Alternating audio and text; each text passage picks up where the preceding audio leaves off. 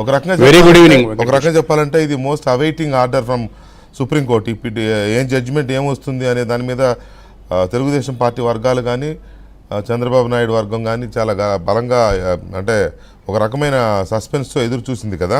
So ఇవాళ ఒక రకమైన ఓరట లభించింది కాబట్టి దీని మీద పార్టీ ప్రభుత్వం యొక్క రియాక్షన్ ఎలా ఉంది, నెక్స్ట్ స్కిల్ డెవలప్మెంట్ కేసులో ఎలాంటి మార్పులు చేర్పులు చూడొచ్చు మనం? వెంకటకృష్ణ, ఈరోజు అయితే తెలుగుదేశం పార్టీ వర్గాలు అయితే మాత్రం పూర్తిగా సంతృప్తి వ్యక్తం చేస్తున్నాయి, ఆనందాన్ని కూడా వ్యక్తం చేస్తున్నాయి.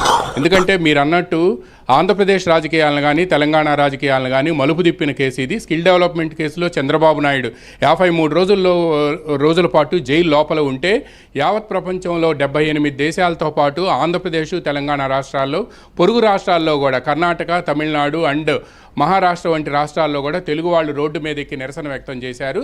ఈ నేపథ్యంలో చంద్రబాబు నాయుడుకి బెయిల్ రద్దుకు సంబంధించిన పిటిషన్ ఏదైతే వైసీపీ గవర్నమెంట్ వేసిందో దాన్ని డిస్మిస్ చేయడంతో పాటు స్వర్ణాంధ్రకు సంబంధించిన జర్నలిస్ట్ బాలగంగాధర్ తిలక్ వేసిన ఇంటర్లోకేటరీ పిటిషన్ డిస్మిస్ చేయటం, పైగా ఈసారి ఇటువంటి పిటిషన్లతో ఇదే జర్నలిస్ట్ ఒకవేళ సుప్రీంకోర్టుకు వస్తే సివియర్ కాన్సిక్వెన్సెస్ ఫేస్ చేయాల్సి వస్తుంది అని చెప్పి కూడా వ్యాఖ్యానించారు.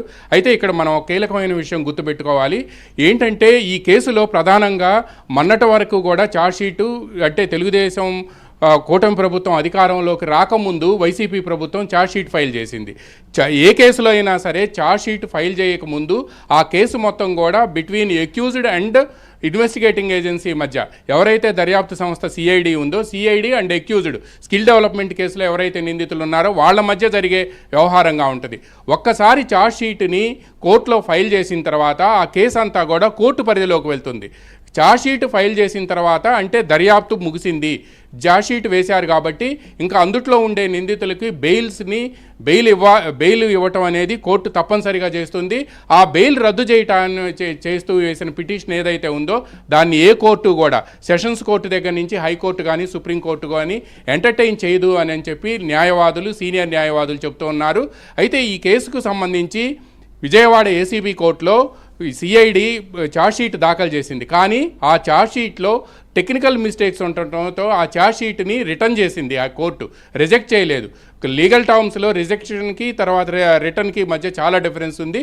రిటర్న్ చేసింది సాంకేతిక కారణాలతో. అందువలన దాన్ని మళ్ళా సరిచేసి మీరు కోర్టుకు తీసుకురండి అని చెప్పింది.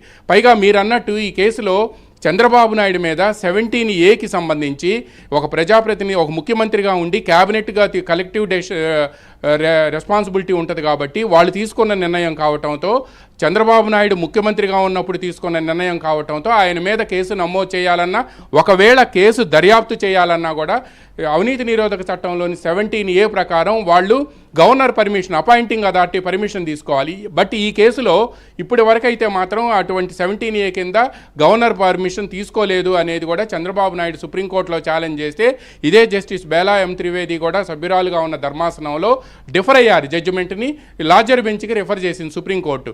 ఇప్పుడు తెలంగాణలో ఏదైతే ఈ ఫార్ములా కార్ రేసు ఉందో ఆ కార్ రేసులో కేటీఆర్ మీద అభియోగాలు మోపే ముందు వాళ్ళు అక్కడ గవర్నర్ పర్మిషన్ తీసుకున్నారు. అందువల్ల ఈ కేసులో తీసుకోలేదు కాబట్టి 17A కింద గవర్నర్ పర్మిషన్ తీసుకోలేదు, అపాయింటింగ్ అథారిటీ పర్మిషన్ తీసుకోలేదంటే ఆ కేసే చెల్లదు అనేది ప్రధానంగా న్యాయవాదుల్ని అదేవిధంగా సుప్రీంకోర్టులో ఆ బెంచ్లో ఆ రోజు ఉన్న జడ్జి కూడా అభిప్రాయపడ్డారు.